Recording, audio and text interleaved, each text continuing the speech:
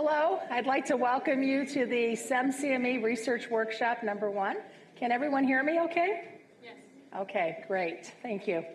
Let me tell you a little bit about the workshop series. It is run by the SEMCME Research Committee. I'm the chair of the committee, and we work hard all year long to plan the series. The workshop is presented by the Research Committee, and SEMCME is the largest community-based medical education consortium in the Midwest. Its primary mission is to stimulate the delivery of quality care through excellence in graduate medical education and faculty development. At this time, I'd also like to welcome our satellite locations. We are broadcasting live, so I hope that we're being received on their ends. And I'm glad that all of you are here in the room as well. How many of you have registered for all 3 sessions? Okay, quite a few of you. Yeah, so we also have the second workshop is on November 8th, and the third one is on December 6th. And then in May of 2019, we have our big event, which is the SEMCME Research Forum, where the best research projects throughout southeastern Michigan are presented. So I'm hoping you can attend that as well, or even be one of the participants in that. We want you to also give us an evaluation of today's session.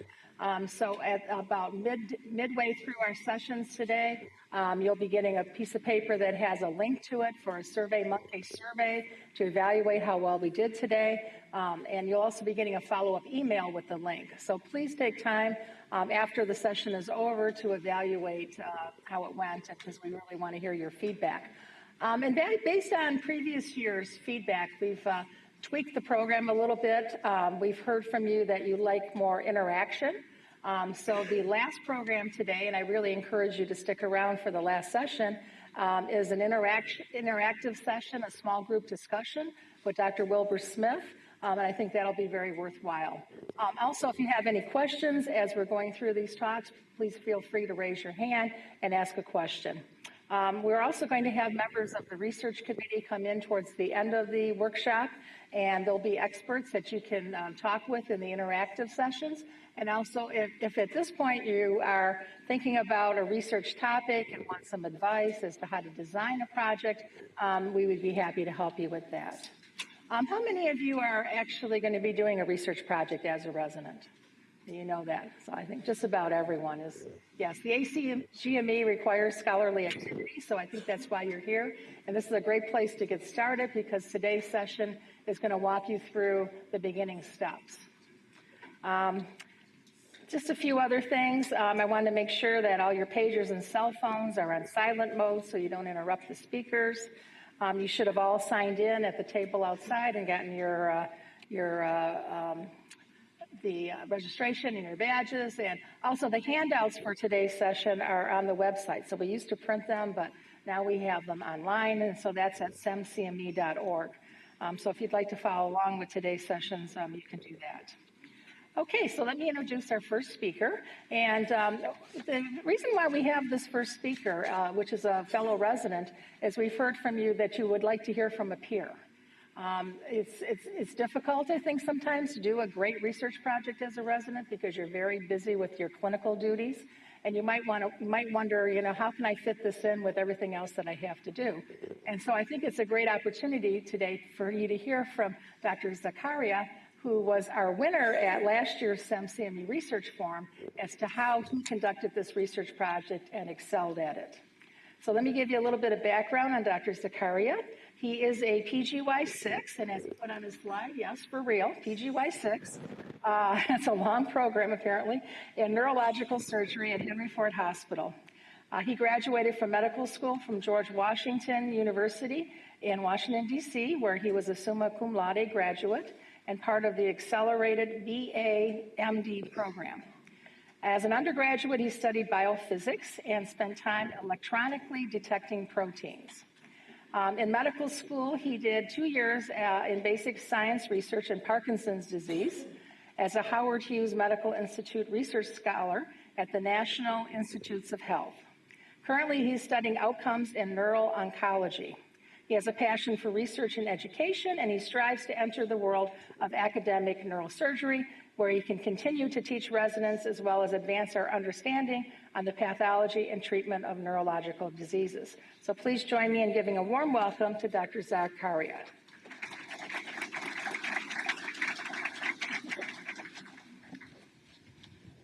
Hello. Hey. My name is Hesh. I am, as you can see, a PGY6 resident in neurosurgery at Henry Ford Hospital in Detroit. Thank you all for having me here. I had a lot of difficulty coming up what my topic would be or what I'd focus on. And basically it's what I would have wanted to know when I was starting off in residency and I wanted to do a research project, and assuming all you guys are early residency and wanted to do research. And so just to gauge the room here, who practices internal medicine? Okay, good. And who does a surgical specialty or subspecialty?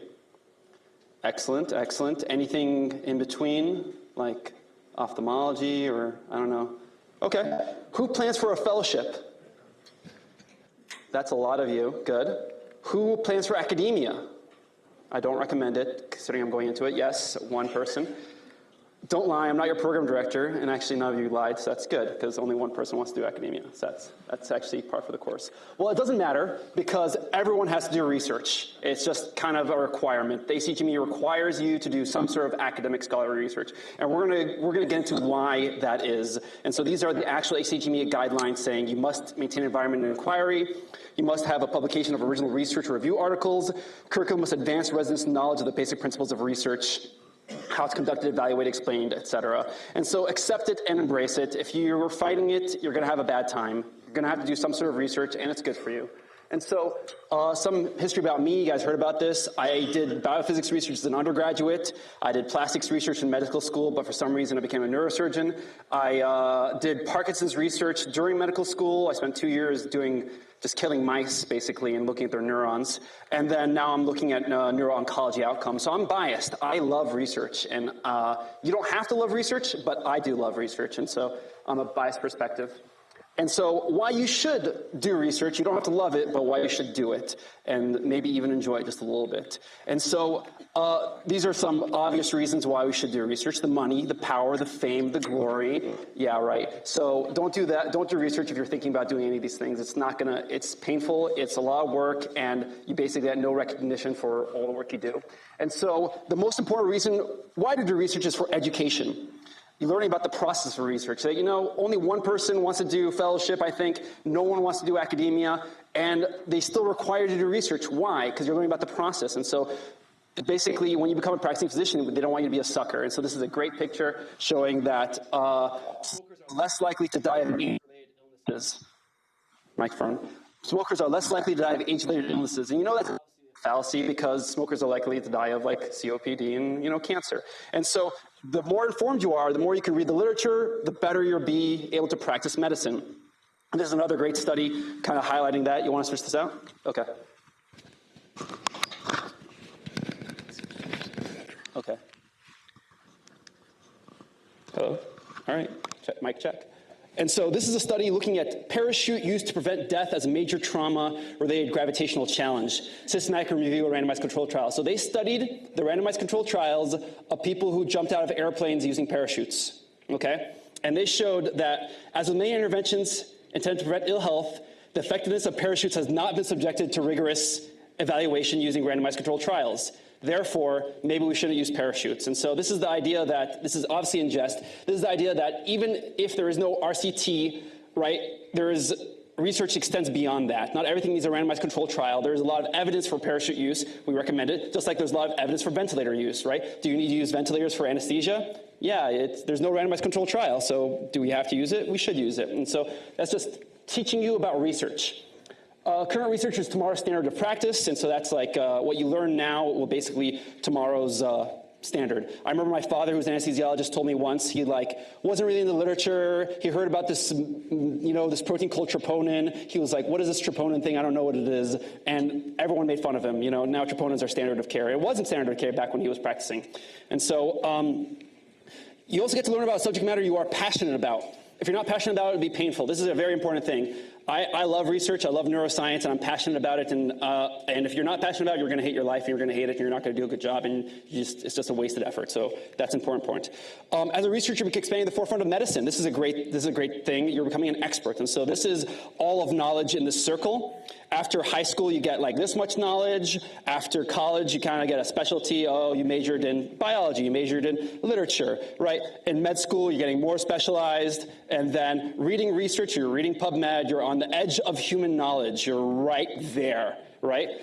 You perform research, and you push the bounds of human knowledge, you become an expert, right? That's it. That's it. That little bump right there is it. But keep in mind that big circle. You're becoming very, very specialized. But that's okay. That's how we as humans get smarter. Career building. This is when most people think research, they think this is why they want to do research. Research is hard. Completion sets you apart. It's a worthwhile endeavor. If you're anywhere, if you're doing anything, whether you're doing a fellowship or you're going to future jobs, they'll look for your research. All my friends, not neurosurgical, other specialties, were they would go on interviews, and everyone would ask them about the research, even if they're applying to private practice. It's just a point of conversation. It sets you apart. You look good. So there is that aspect of it as well. It's also fun if you do it right. You pick your passion, then research becomes fun. If you love what you're doing, then, and this goes for everything, then it's not work, it's something you're learning about.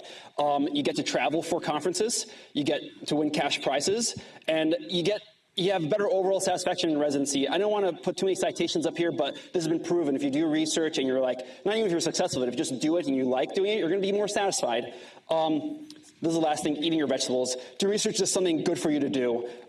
Everybody would prefer to eat a hamburger and not work out and not have a retirement account and not brush your teeth every night, but it's good for you. And it's the same exact thing for research. It's just something good for you to do. So what is research? And this is you could spend an hour going over what is research. And so this is kind of very, very brief overview in one slide here. There's basic science, which is what, you kind of kill animals and you look under a microscope and you kind of come up with fundamental pathophysiology or fundamental basis of disease. This requires specialized equipment, knowledge, and funding. It requires a lab, basically. And if you don't have a lab, you're not going to be able to do this. Translational research is you take what you learned in mice and you translate it to humans. Like, for example, they just cured amyloidosis by transthyretin, and this was all done in mice initially, and then they took that protein in mice or that chemical in mice and they gave it to humans, and now it's cured. It's just been approved by the European equivalent of the FDA. And so then there's clinical, which is the vast majority of research in residency, human trials, retrospective, chart reviews, going through EPIC, and this is most likely what you're going to end up doing. But if you don't like that, there's other things you can do. There is policy and economical research. You're basically looking at economies of scale, how much something costs and whether it's beneficial for that. There's quality improvement, making the system work better, improving workflow. And there's qualitative research. How does this make you feel? If you want to study how Syrian refugees feel after coming from Syria, this is the type of thing you want to do. If you want to study how African Americans are affected by microaggressions, this is the kind of stuff you do. And so it's not just, epic chart review, which I hate and I don't like doing, but there's a lot of ideas out there. And so there we go. So how to do research, and this is kind of the bulk of my lecture. This is like a step-by-step process of if you want to do a research project, from taking it from start to finish, these are the steps. You get a medical student. No. You find a mentor. This is perhaps one of the most important steps. You find a mentor. Even without research, finding a mentor is like an extremely important step. This is a person who will has shared interests and desires, they're supportive, they're approachable, they're your advocate, they're on your side, they're experienced, you have good chemistry with them, good track record, they check out PubMed. So this is like, someone's going to guide you for the rest of your career. They're committed to your success, and they'll teach you how to thrive in everything. So I have a few mentors, some in research, some in neurosurgery, some in whatever. And it's okay to shop around. It's okay to have a few mentors. It's not a big deal, right? That's the modernity for you. And so then you pick a topic, just a subject. I want to study the heart. I want to study Crohn's, etc. Whatever's available, mentor's interest, institutions, no specialty. Usually you'll go to your mentor and he'll be like, well, I'm studying, bowel obstruction, so you're going to study bowel obstruction, and that's your topic. And so other institutions are kind of known for their specialty. At Henry Ford, we're known for neuro-oncology, and we're known for a lot of spine surgery stuff. And so that's just kind of what I gravitated to because that's what's available. We have the resources for it. Or you pick a topic for something, observation in your patients. I've noticed that patients with asthma haven't been exposed to hygiene theory, I don't know, something like that. So what happens if we affected that? What happens if we studied that? From peer-reviewed journals, and so this is actually where a lot of the questions come from. You look at what's out there in the literature, what's coming out in JAMA, what's coming out in the journal of your choice, and you see something you like or something you don't like, and you want to take it in another direction. And so be sure to shop around. It's a large commitment. You got to love what you're picking. If you don't like it, I don't like bowel obstruction. If I did research on bowel obstruction, I'd be a very unhappy person. And so you got to love what you do. Pick a specific research question. If you want to study the airspeed velocity of an unladen swallow, that's fine. You can study that very specific question. It's a question of interest. If you don't like it, it'll never get done. It has to be manageable. Time is limited, resources are limited, residency is limited. It has to be a very short, narrow spectrum question. A very common pitfall is people try to answer as many questions as possible, and that's just not practical. Try to keep it narrow. Realistic goals and expectations, hard deadlines to the answer to this question, weekly progress checks with competent help. It's all nice to have it on a PowerPoint, but it's hard to actually implement. Then you secure funding if you need it. Mentors has resources. Your department might have a slush fund that's willing to throw some cash from you. The GME might have some money. Hospital University might have some money. There's private institutes like the Brain Tumor Foundation, which funded some of my work. And industry can fund your work, and that's a kind of a, nether zone there, conflict of interest. And there's public grants like the NIH grants, like R01s and K grants. Those are big money. So then your time to start. Ready, set, research. And so you got your research question. It's the most important step. Small, manageable, specific. It's feasible within the financial constraints and time constraints. It's something you enjoy. Okay, you're good to go. You're questioned up. You want to answer this question. What is this airspeed velocity of a swallow? Literature review. You go PubMed and you look up swallow airspeed velocity. And so Google Scholar is also a great thing, and your librarians are also a great resource. I can't tell you, their job is to sit there and manage the literature, and they're more than happy to do it for you. And so I utilize my librarians like crazy, and I think they're a very underutilized resource. Make sure your question's not already been answered. I can't tell you the number of times I've like, oh, this is a great question, and you go to PubMed and you look it up. Guess what? It's been answered 1,000 times, and this basically, it saves you a lot of time and heartache, because if you don't do the step, you're going to do all the work and do all the research, you try to get it submitted, and everyone's going to like, well, this is already part of the literature. I don't know why you're giving this to us. And so, and it also gives you ideas on how to complete your project. If you're like, hey, this person's studying something related to me, they did it this way, I could do that here. And so this is a very fundamental and vital step. Study design. I'm not going to go into this in too much depth, but there's like a billion different ways you can design your project, and depending on what you're studying, depending on what you're looking at, your mentor will hopefully help you with that. And so then you write your protocol in IRB, get IRB approval. So this is a critical step, and people they hate it, they don't like going through it, but this is super important. Why? It forces you to organize your thoughts, it forces you to plan, it forces you to come up with a good rationale, and it forces someone else to judge you objectively. Okay, so this is basically getting all the wrinkles out and making sure everything's streamlined. Make sure it's as detailed as possible. The more detail you have, the better you will be. I know it sucks, but basically you're writing your manuscript now. You're writing your introduction early, you're writing your whatever early, you're writing your hypothesis early. That's what it should be considered as. You're writing it early and seeing the introduction. The better the plan, the more streamlined, the less hiccups. And so this is when you lay it all on the table. This is my plan, this is my timeline, this is my everything, and give it to the IRB, and they'll approve it. And so people in my experience, people hate this step, and they kind of do as little work as possible, and they're doing themselves a disservice because then they suffer down the line. Planning is key, and this is so money. Database design, i.e. Microsoft Excel, and this is one of the databases that I was using, and these suck. They're really, really painful. It has to be comprehensive, has to have a dictionary that defines all your terms, and has to be easy to use. This is the most important step, because why? Your statistician's going to take this data sheet and is going to crunch out numbers. If they don't know what they're reading, or if it's hard to use, or half your variables are inconsistent, they're going to give it back to you, and you're going to have to go do it again. So it's best to do it early, best to set up expectations early, and just do it right the first time. Then you analyze the data. So you do your data set, you do the data analysis, you do your chart review, you interview Syrian refugees, and you time to analyze the data. This is also really painful. Finding a good statistician is very, very hard. You can do it yourself, Googling p-values and t-values or whatever, but this will make or break your project a lot of the times, because you'll spend all this work doing the data set, and then no one will analyze it for you. So it's good to identify the statistician before you start. Who's going to analyze my data? Am I going to do it? If I'm going to do it, I have to know how to do the statistics. Otherwise, don't do the project, right? You're just wasting your time. And then it's best to coordinate the database construction with a statistician. That's what I do now. I learned this the hard way. I have an idea in mind. I go with them with an empty Excel sheet and be like, oh, these are my variables. How would you like me to code this? And the statistician tells, oh, put this there, put that there, put this, and they'll, give them what they want because they're the ones who are calling the shots. Then you write, okay, you get your results. You write and submit an abstract, 300 words. There's tons of options. I mean, there's hospital research fairs, regional meetings, national meetings. The SEMCME Research Council meeting in the spring is a great one. And so it's fun. It's very short. It forces you to market your message. It's an elevator pitch for research. If you can get your message out in like 300 words or less, what is the main points of your work? It's also a good way to gauge the interest in the scientific community. If you submit it all abroad and nobody cares, or if you're submitting it all abroad and you're asking them to come give podium presentations, it kind of, you get an idea of where you're gonna submit this thing to. And then it's time to submit the manuscript. Write a specific journal in mind. Rejection is common. Don't sweat it. Just move on. It's not a big deal. And then also don't just belly up to the reviewers. It's a recommendation. It's not a command. And so I have some mentors who don't, basically the reviewers will say, I want you to do this and that, and they just say, no, take it or leave it. I'll go elsewhere.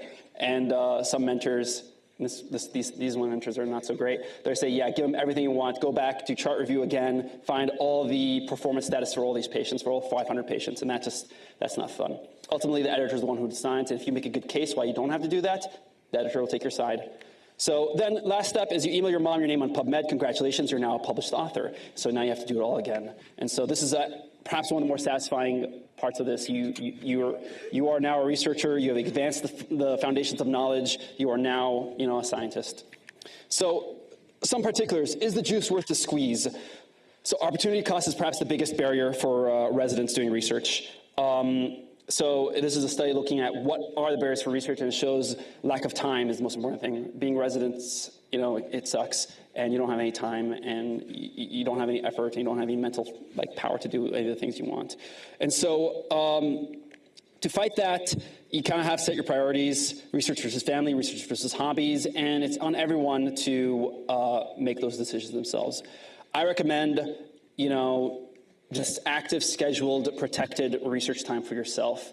Every Wednesday from 4 to 6, I'm going to sit down and crunch some numbers. And it's not like you have to do all the work in a week. It's like persistent, consistent work over a long period of time. That's what's going to get you results, and not just trying to crank things out over a weekend because your deadline's due next week, okay? Plan, and then plan some more. The more you go into planning, i.e. writing the IRB, coordinating with a statistician, and talking to these people, the easier it's going to be, right? Some pitfalls are research is not relevant. You already answered it. You didn't go to PubMed and look up your question. Database is poorly designed. You had the med student do it, and they don't know anything they don't know how to use Microsoft Excel. The collection's not accurate or incomplete. You missed half your patients. The statisticians are inadequate. They can't work with your data. So these are all things that I failed on, and it just, you put all this time and effort and money, and you spend time away from your family to do this, and then you can't take it to completion because of simple mistakes like this that are avoidable. In conclusion, mentorship can make or break you. Good research question, something relevant, something you like, something you want to do. If you don't want to do it, you're not going to do it. Hard work and effort is required just like everything, and priorities are difficult. Time is limited, life is limited, so just do what you love. Thanks.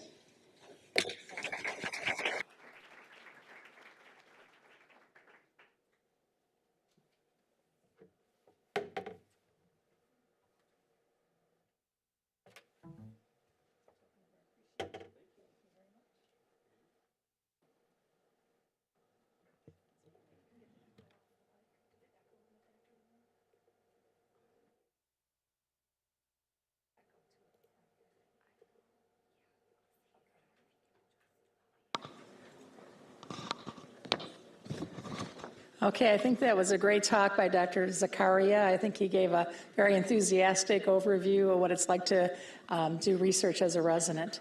How was the volume in here? I was getting a lot of echo up front from Dr. Zakaria. Are you getting echo from my mic right now, or does it sound okay? It's okay in the back? Okay. Then we'll proceed. Well, I'm very happy to bring up our next speaker, who is a colleague of mine at Ascension St. John Hospital, Lee Booz Battle. She has worked in research compliance for nearly 19 years. She is the Institutional Review Board IRB consultant for Ascension St. John Hospital. Prior to St. John, she was the system director for the IRB and Institutional Biosafety Committee at ProMedica Health System in Toledo and senior associate regulatory analyst at the University of Michigan. As the IRB consultant, she is responsible for assuring the IRB meets its primary responsibility of protecting the rights and welfare of human subjects in research. She writes policies and procedures, provides training to IRB members, and also she's a voting member of both the Ascension St. John Hospital IRB and the St. Joseph Mercy Hospital Ann Arbor Oncology IRB. She's a member of the Public Responsibility in Medicine and Research, and she holds a Master's of Public Administration, a Bachelor's of Science in Psychology and Communication, is a certified IRB professional, and currently enrolled in Central Michigan University's Doctor of Health Administration program. So please join me in giving a warm welcome to Ms. Lee Booz Battle. Well, thank you, Karen. Had I known that that introduction would be read, I wouldn't have written something so long. Sorry about that. So, yes, Booze Battle. I can say that I'm thankful with a name like that I don't have a drinking problem. So before I forget, I do want to thank the SEMCME SEMCME leadership for inviting me to speak. And Dr. Zakaria, is he still here? I, as an IRB professional, double thumbs up to you. Great presentation. And thank you for giving kudos to the IRB. Everything that Dr. Zakaria said in his presentation is something that you should really, those of you who are going through your research or will conduct your research, should really, really listen to. Just by a quick show of hands, how many of you are currently enjoying the research process? Okay, I'll do it again, but I'm pretty sure all hands are going to go up, right? So again, how many of you are enjoying the research process? Oh my gosh, really? So by the end of this presentation, we're going to definitely tell you during the presentation things that you should stay away from. So in the presentation, we're going to talk a little bit about the CITY program, a little bit about ethical principles, IRB, research definitions, and what research ethics is about. In addition, we're going to, towards the end of the presentation, go over a case study that I'm going to ask you all to participate in. So, the CITY program, or Collaborative Institutional Training Initiative.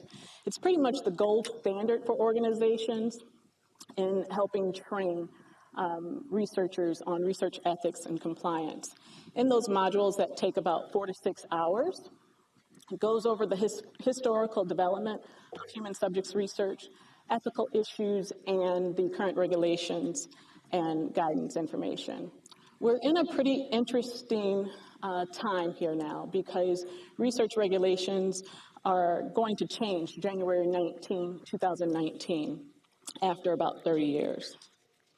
So IRB, or Institutional Review Board, sometimes referred to as Human Research Protection Board.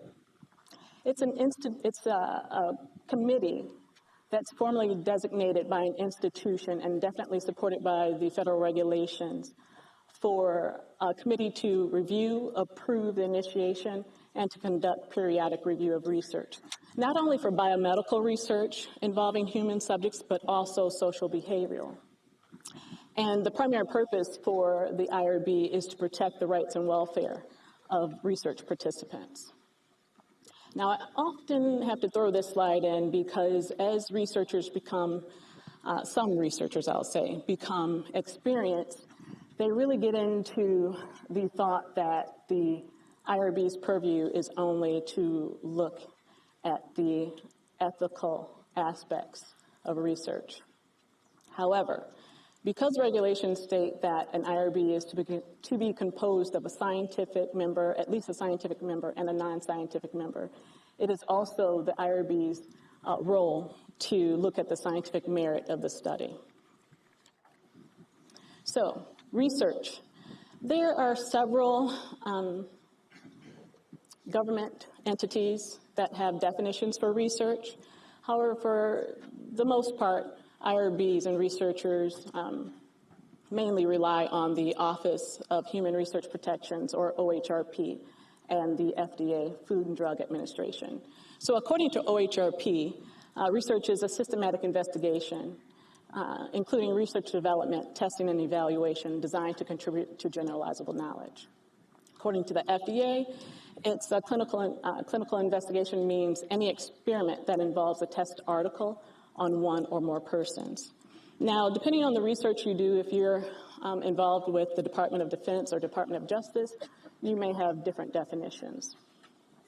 So, research definitions and ethical principles such as the Declaration of Helsinki and the Nuremberg Code of 1949 did not always exist. Some of the history that we'll talk about today happened before these ethical principles and the regulations existed. And unfortunately, some of the cases that we'll discuss have happened after. So the Nuremberg Code, just to give you, use a case, the Nazi experiments. So Nazi experiments in particular, the one research study that was done was to break a person's leg multiple times just to see how long it would take before the leg would stop healing. So just that case alone and applying it to the ethical principles, the first one, required is the voluntary, well-informed, understanding consent of the human subject. Now, I'm pretty sure no one in this room would allow someone voluntarily to break their leg continually to see how long it would take to heal.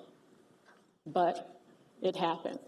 And I can say that in research like that, it's not only unethical, but just pretty much downright evil, in my opinion. So when I was researching for this topic today, I said, okay, I'm going to look up what ethics is. So I went on to trusty Google and typed in what is ethics and came up with ethics is the moral principles that govern a person's behavior or the conducting of an activity. Okay, so what's moral? Moral, according to Google, is concerned with the principles of right or good and wrong or bad behavior and the goodness or badness of human character. So I thought about that. What's right versus wrong? When we're making decisions, do we always have the character with the pitchfork on one side of us and then the angel on the other side? When we're going through that process, is it the golden rule? Is that what we follow? Do unto others as you should have them do unto you. Well, I'm not sure about that. At a previous institution, I found out that that's not always the case. I remember going through a study and seeing that there was a research participant, a dialysis patient at that had received 2 or 3 times the dose of the investigational drug. So I called the research nurse coordinator, and I said, hey, I'll just use the name Stacy.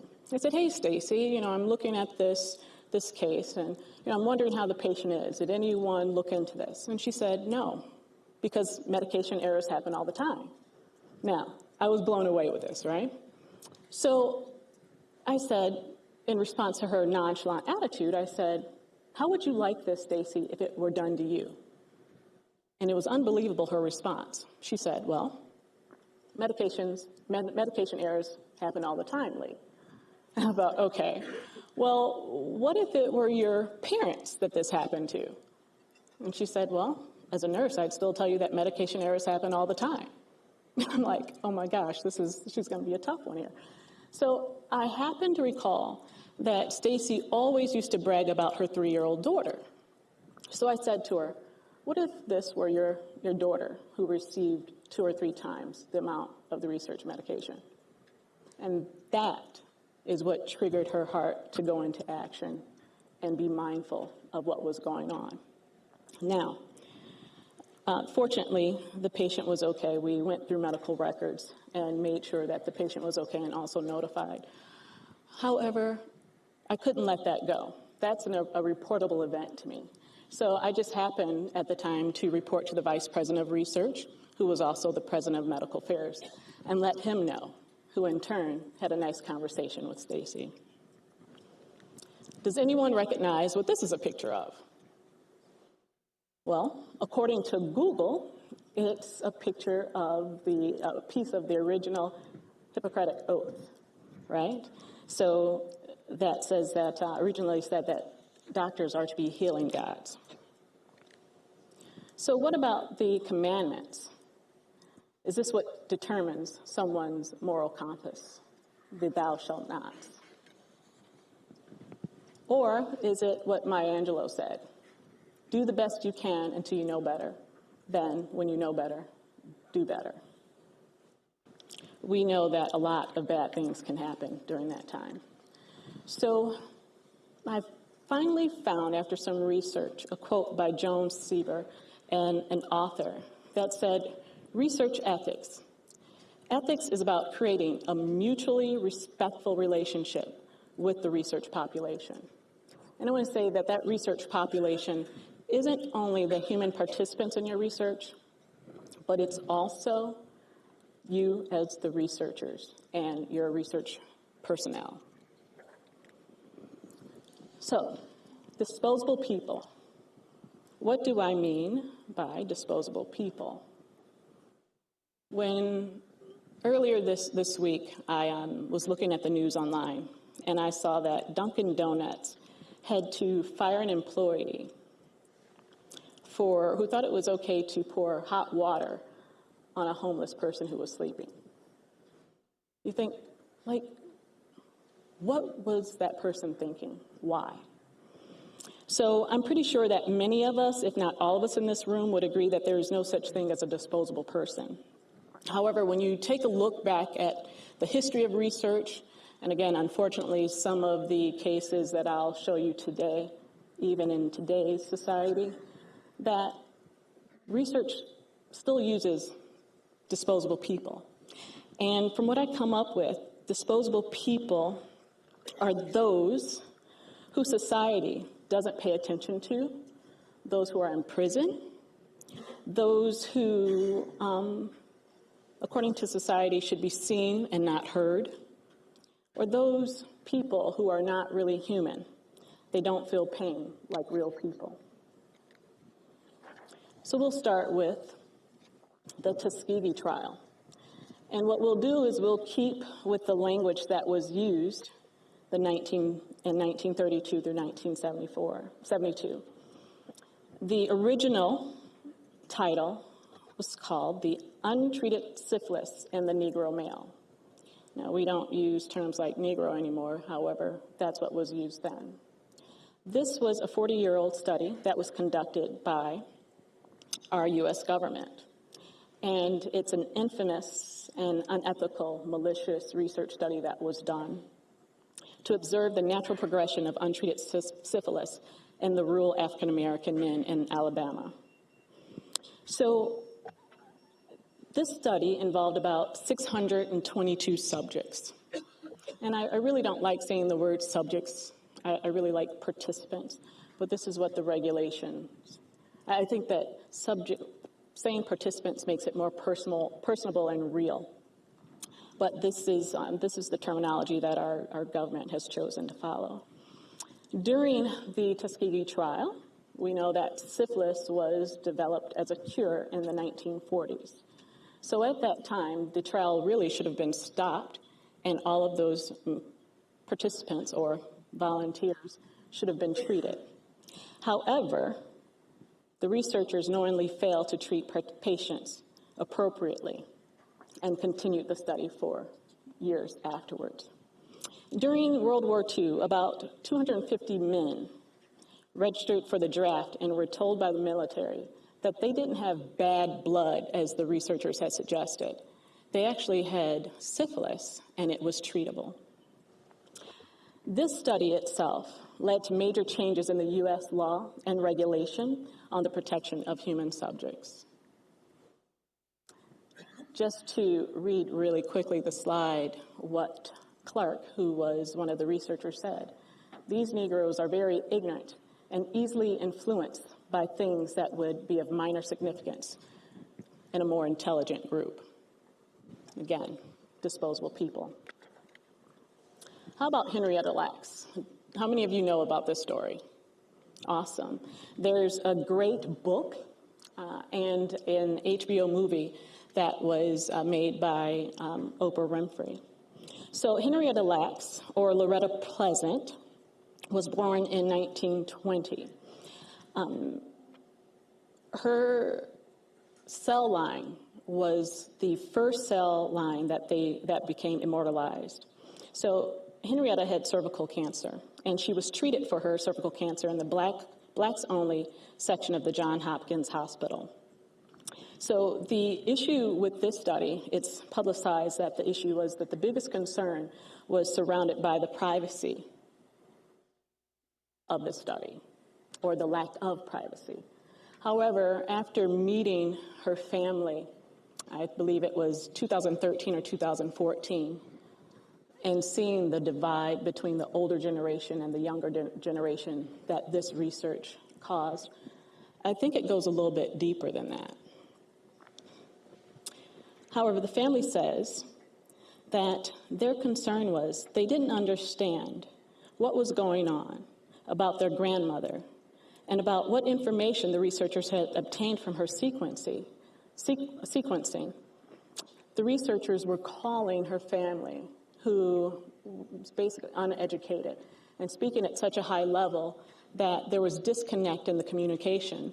And her daughter, played by Oprah Winfrey in the movie you'll see shortly, had the understanding that her mother had been cloned and was walking around in England like the movie Jurassic Park. So Carly's going to help us get the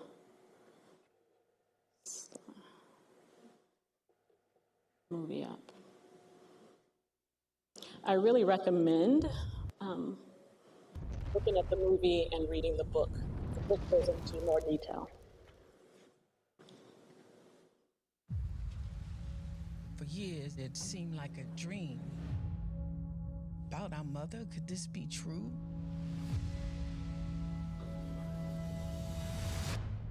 What you don't understand is, we didn't know nothing about nothing. Scientists had been trying to get cells to grow outside of the human body, but they would always die. Until Henrietta's cells came along. I want to write a book about your mother.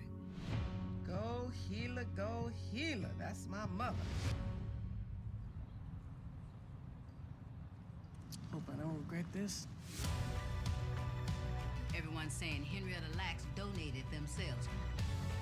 She didn't donate nothing. They took them and didn't ask. The hospital is guilty, and somebody's going to pay. God wanna have a disease cure, he provide one for himself. I don't know, Rebecca. I'm not doing anything behind your back. Henrietta helped develop the AIDS cocktail, chemotherapy treatments.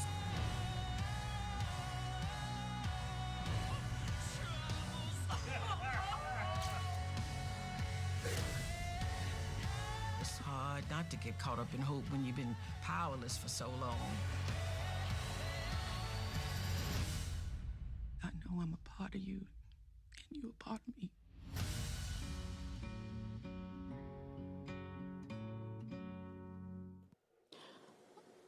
Another big issue with this research study was that there was a lot of commercial development and monetary gain as a result of the HeLa cells. However, her family still lived in poverty as a result. I remember when the book first came out, I was at a research conference, and the author presented this study. And at the end of the study, end of her presentation, which was in the audience, a lot of ethical people and researchers, the main question that we wanted to ask was, hey, we just bought your book. How much money from your book sales are going to go to her family? The next case of disposable people was the Willowbrook. This was a hepatitis trial on mentally retarded children housed in the Willowbrook State School in Staten Island, New York. This study just always gets me every time I read over it, because, like I said, looking at the history of disposable people and research, it just sometimes just makes you angry when you see what was done to people. And in this case, where the parents entrusted their children to this institution, the institution felt that it was okay, or the researchers in the institution felt that it was okay to even feed feces of infected people to the children. And when called on the carpet for it, they said, well, it was predicted anyway that they would contract hepatitis A within the first year. So why not have them have it sooner? So some of the criticisms, documented criticisms, is that it's morally wrong to perform an experiment on either normal or mentally retarded children with no benefit that can result for that child. Children are a protected and vulnerable population according to the regulations. And many of you who are in research, or if you do research in the future, you'll have a separate set of regulations for children. The institutionalized should not be used for human experimentation. The institutionalized are. Those in prison have been used in research in the past by drug companies, again, disposable people, testing out their products, lotion used on them where their skin never grew back or healed. The last criticism that I'm going to say is a healthcare professional on the staff of a substandard institution has a duty first and foremost to improve the institution. It is morally wrong for a healthcare professional to turn the institution's failings to experimental advantage. Has anyone heard about this documentary? This is The Three Identical Strangers. And I also would like to implore you to Google where this documentary is so you can get the full story. I'll show you a short video. However, this was the result of a nature versus nurture study by Yale University. Again, it was done prior to regulations and ethical principles. There were more than just these three. Remember, it was an entire research study. But these three infants were intentionally placed with families at different economic levels. One blue collar, one middle class, and one upper class, who had each adopted a girl from the same agency 2 years prior. The children and the adoptive parents were both unaware that they had siblings. Sorry.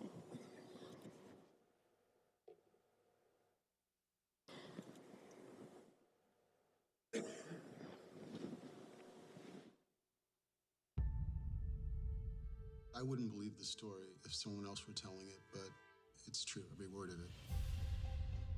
It started when I went to college. It was the first day of school. All these people are coming up to me saying, Eddie, how are you? Eddie, hi. I'm like, my name's not Eddie. I don't know what you're talking about. As soon as this guy turned around, I knew it was Eddie's double. I said, you're not gonna believe this. You have a twin brother. Oh my God. As I reached out to knock on the door, it opens. And there I am. His eyes are my eyes, and my eyes are his eyes, and it's true. And then the story went from being amazing to incredible. It was an article to Twins Reunited. I think I might be the third. When people ask me what is the most remarkable story you ever encountered, I tell them it's the story of the triplets. You guys have been on the front page of every newspaper in the world. True. They were more like clones than they were like brothers. It was a miracle. There was nothing that could keep us apart. That's when things kind of got funky. Something was just not right. They separated these boys at birth. The parents had never been told that there were two other children. What was the purpose? Why? How could you not tell us? They're trying to conceal what they did from the people they did it to. When you play with humans, you do something very wrong. Who would be evil enough to come up with something like this? There's a lot of powerful people that would like to have the story silenced. There's still so much that we don't know. It boggles the mind. It's a mystery. I'd like to know the truth.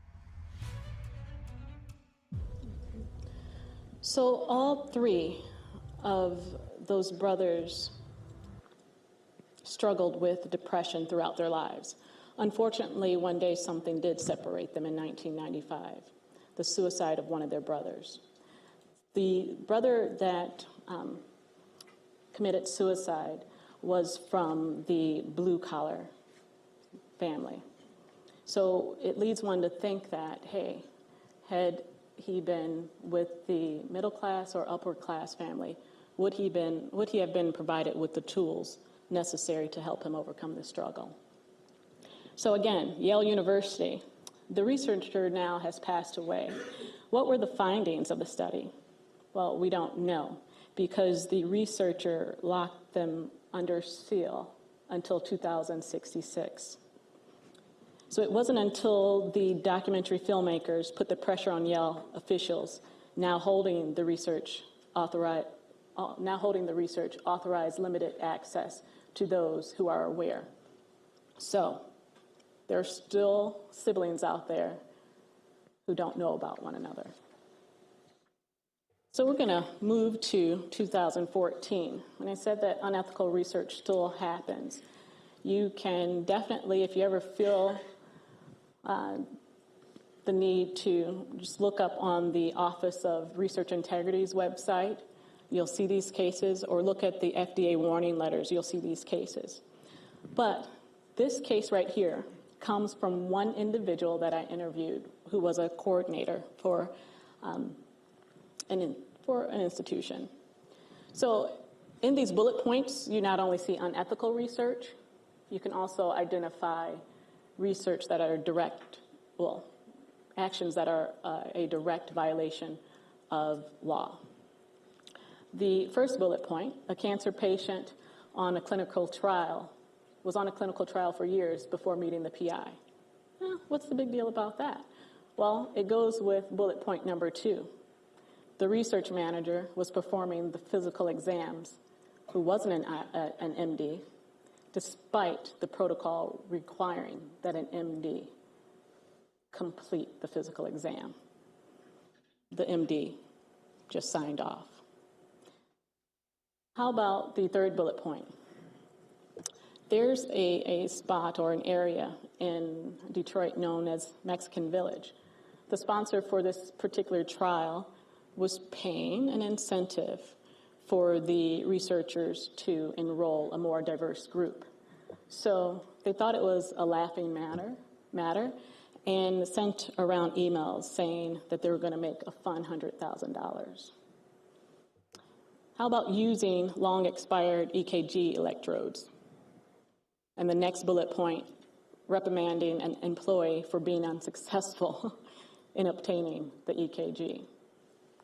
So remember, disposable people are not just the research participants themselves.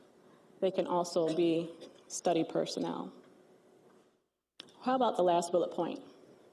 Patient excluded due to being diagnosed with a disease 20 years prior, but the protocol specified that the diagnosis had to be 15 years or less. The PI and the research manager just fixed or fudged the chart for eligibility. On the Office of Research Integrity, a website, see the first bullet point where a research interviewer, I don't know what kind of pressure she was under, but must have been a heck of a pressure because for a cancer genetic study involving human blood, she found it okay to draw her own blood and label it over 98 times. Or how about people who think they get away with things and then get to the publishing stage, and it's found that an individual relabels 14 individual Western blot images from an unrelated study, something that's already been done. So looking at this, especially the first bullet point, as PIs or principal investigators, future researchers, it's your obligation to make sure that the conduct of the trial is going according to regulations and plan. So the disposable person here is the research interviewer. Her name is listed, and she's the one that was sanctioned by the Office of Research Integrity, not the principal investigator. So that leads us to the case study, where we're going to participate a little bit. This is a recent study, more recent study. It was done at Portland VA Medical Center. And here's the study. There's approximately 370 brain-dead donors. The study involved about 570 kidney transplant recipients between March 2012 and October 2013. Half the donor bodies were cooled, and the other half of the donor bodies were kept at standard protocol temperature for renal transplant. Remember, the FDA says that research is an experiment that involves a test article and one or more human subjects. Test article in this case would be the donor bodies that were not kept at standard protocol temperature. There was IRB review and approval. According to the IRB review, it stated that donors were at least 18 years old when they died. Okay. Donors didn't need to give informed consent because the study involved dead people. And the trial was determined as minimal risk for the recipients. So, can anyone identify what the issues are in this case? Anyone want to take a crack at it? Even Karen? No? Okay. Oh, we have a hand. I'm sorry, I can't hear you.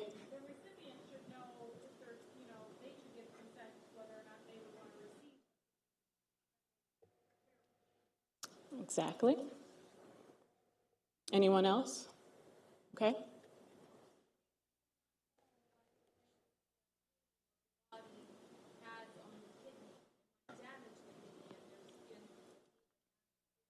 Okay.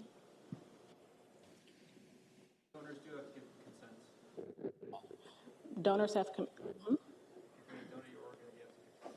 Okay, and the IRB said, hey, they checked all this out and that was taken care of.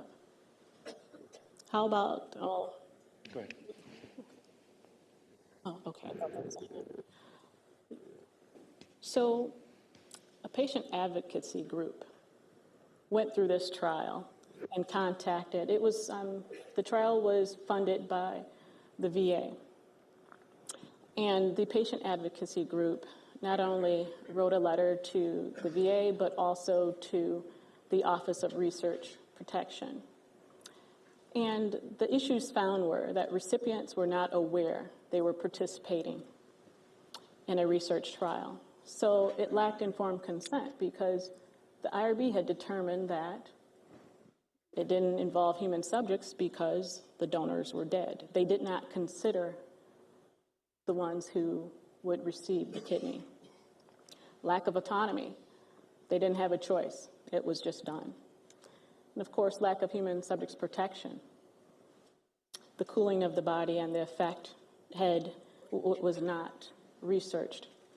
And the disposable people, this was all done on veterans, and it was stated that the veterans were not human. So I can tell you the primary goal of the study, unfortunately, was the hospital's bottom line.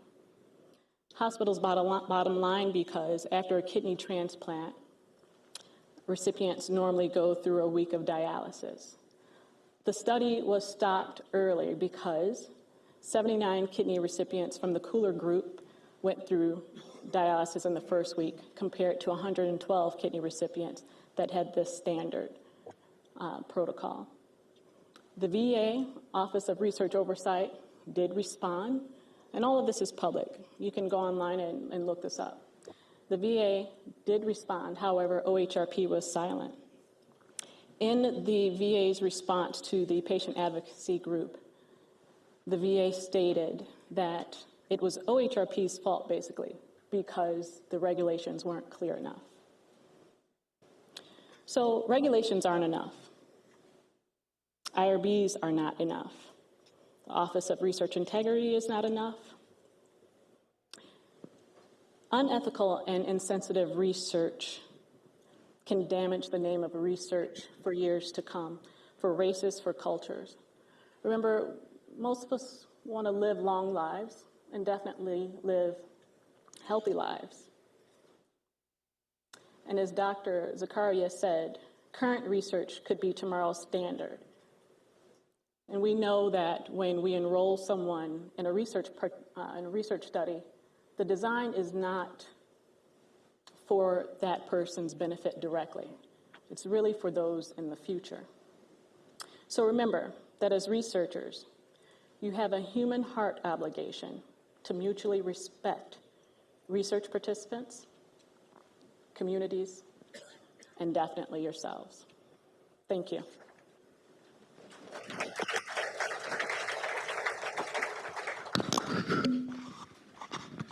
Are there any questions for Lee?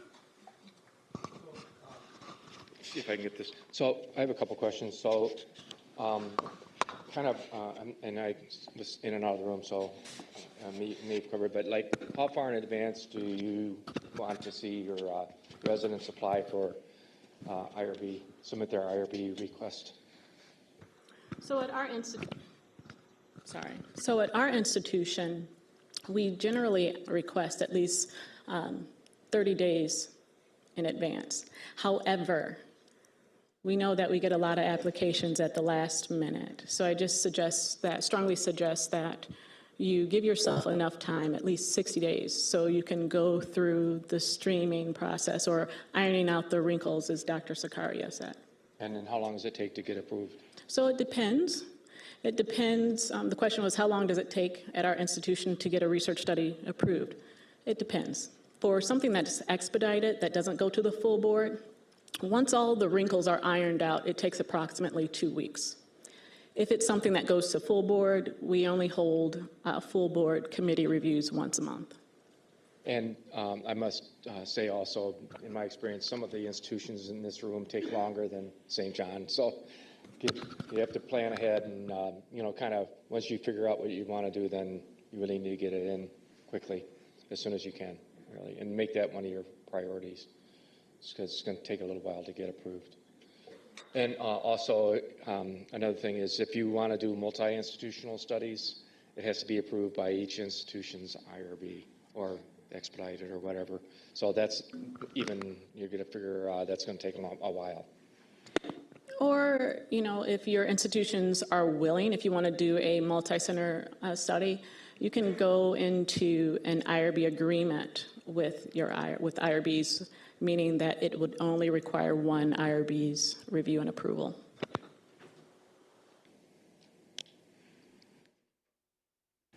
Thanks, Lee.